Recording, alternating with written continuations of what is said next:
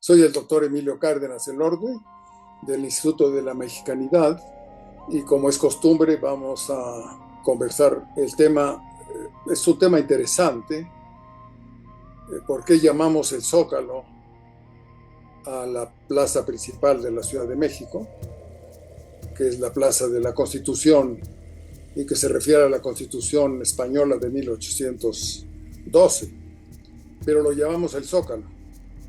Y entonces trataré de ser muy breve en la explicación de por qué a esa plaza principal la llamamos todos el Zócalo y no Plaza de la Constitución.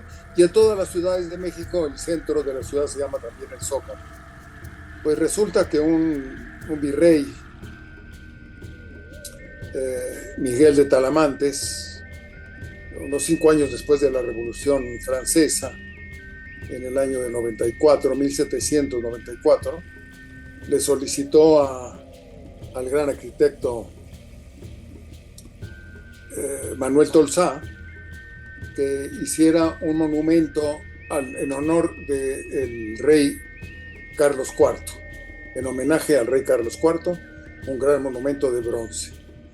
Eso fue 5 años después de la Revolución Francesa, en 1794. Y ese virrey fue regresado a España rápidamente, que era muy convulsa esa época de transformación, y el caballito estuvo listo hasta 1803 y lo llevaron del taller de Tolsá hacia el Zócalo, hacia la plaza, a la plaza real, a la plaza principal de la ciudad, frente al Palacio Virreinal, y quien fue testigo de la colocación, curiosamente, fue el viajero Alejandro de Humboldt, quien cuenta con todo cuidado cómo se colocó este monumento a Carlos IV, un gran monumento enorme de bronce al rey de España, Carlos IV, hijo de Carlos III, ¿no?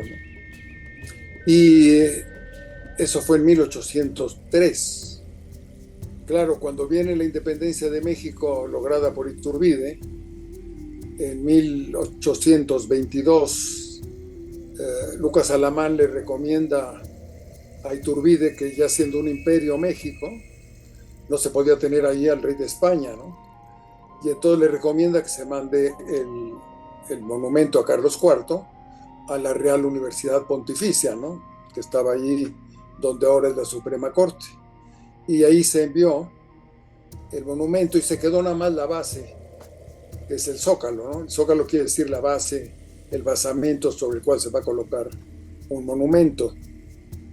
Y ahí se quedó el monumento durante mucho tiempo, hasta que en 1843 el presidente Santana decide hacer un gran monumento a la independencia de México.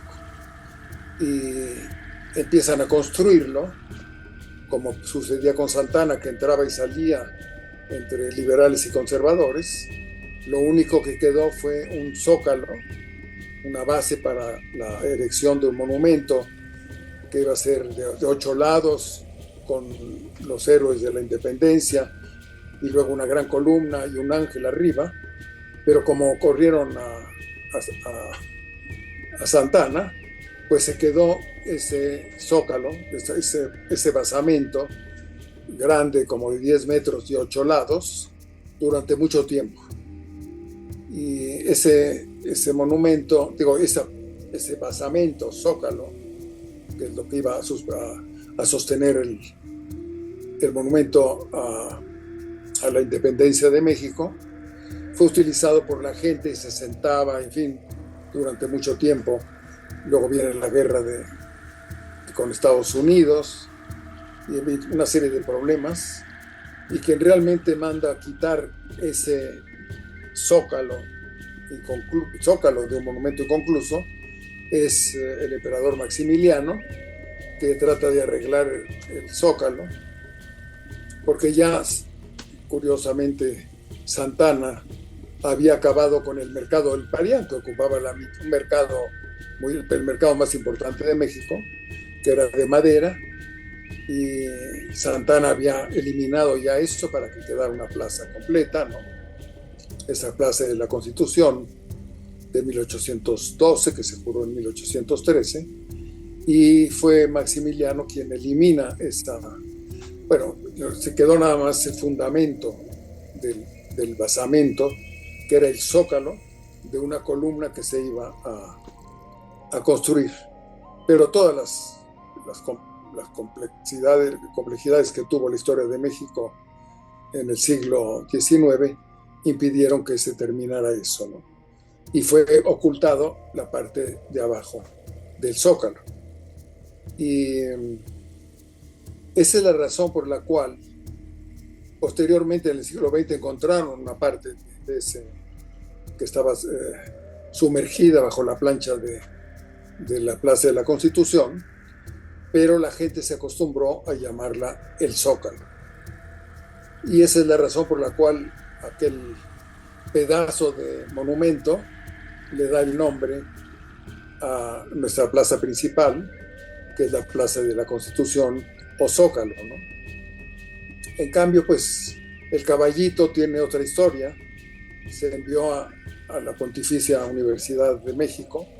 Allí estuvo mucho tiempo, hasta que un presidente arista, de esos liberales que entraban y salían en las luchas del siglo XIX, decide sacar el caballito de Tolsá y llevarlo a donde lo conocimos cuando éramos jóvenes, al inicio de la avenida Bucareli, que era el nombre de otro virrey.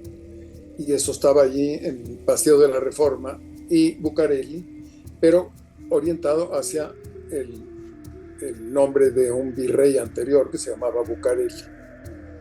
Esto, afortunadamente, se le ocurrió a López Portillo, al presidente López Portillo, cambiar el caballito de Tolsá, que estuvo ahí durante décadas, casi siglo y medio, mandarlo a la plaza que se llama ahora del arquitecto y escultor Tolsá, quien había construido el Palacio de Minería de la universidad, ¿no? El Palacio de Minería, y ahora todo el mundo lo recuerda como la Plaza Tolsá.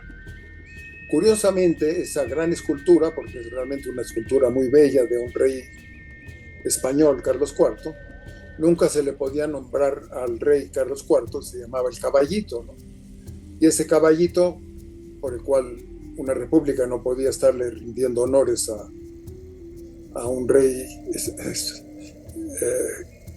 por derecho divino, como eran los reyes españoles, se le conoció siempre como el caballito, que se encuentra ahora entre el Munal y frente a una obra del gran arquitecto Tolsá. Y posteriormente se quedó vacío ese espacio en Reforma y Bucareli, y en la época del presidente Salinas se había construido ya un gran edificio de como 40 pisos, la torre esta que se encuentra junto a la Lotería Nacional, y se encarga a Sebastián, el gran arquitecto mexicano, hacer una cabeza de caballo muy abstracta y que fuera muy grande, de 28 metros, porque por abajo pasa el canal del desagüe y los vapores olorosos del canal del desagüe convertían ese espacio en un espacio insoportable. Mide 28 metros, pero con un tubo que puede lanzar los vapores espantosos que salen del canal del desagüe de la Ciudad de México, y a 28 metros se siguen hacia arriba y la gente puede caminar enfrente de lo que es ese edificio y la Lotería Nacional sin tener que estar oliendo los vapores tan contaminados del canal del desagüe. El Instituto de la Mexicanidad quisiera ir aportando estas pequeñas informaciones para que la idea de México se vaya construyendo de una manera más real, alejada de los mitos, y aportando algunos datos que nos permitan conocer por qué a la plaza central de nuestro país se le conoce como el Zócalo. Muchísimas gracias. Hasta la próxima.